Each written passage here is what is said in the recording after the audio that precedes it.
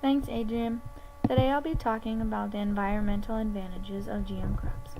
GM crops are evaluated for environmental effects before entering the marketplace.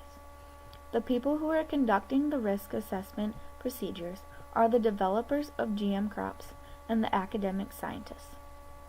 With the use of GM crops, farmers are able to produce more with fewer resources and land.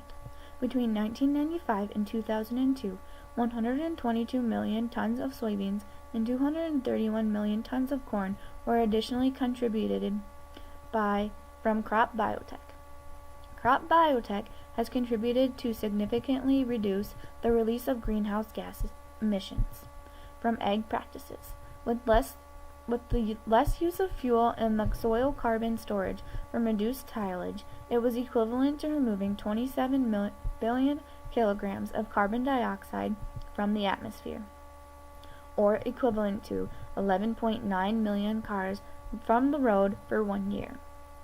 So, statistically saying, GM crops seem to be doing a lot of good for farmers and with crop production. We are being able to produce more yields from little less acres. We're using less to create more.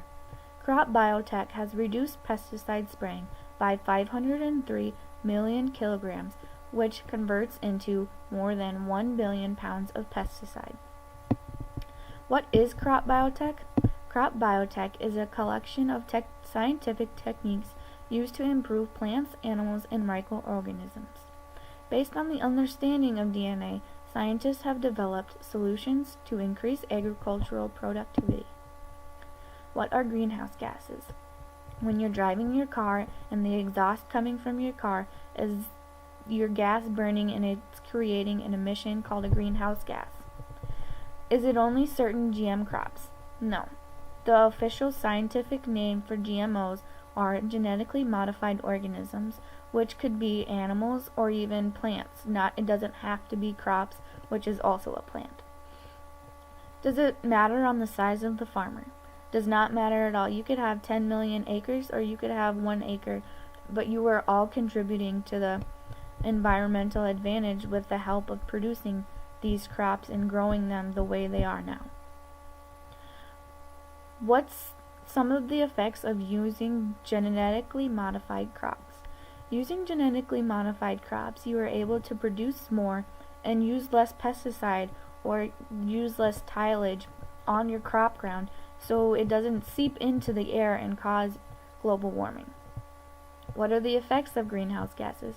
There it is again, global warming. Greenhouse gases help, or they don't help, they make the global warming worse. And again, greenhouse gases are examples of emissions coming from cars which are burning fossil fuels, which only makes the air harder to breathe for us. How much is produced? Again, going back up to here, between 1995 and 2012, 122 million tons of soybeans and 231 million tons of corn are additionally produced. Where does it get produced? It gets produced right here in America, in our land, the land that we love, because we are able to have the technology that's able to produce this. On to Maya now.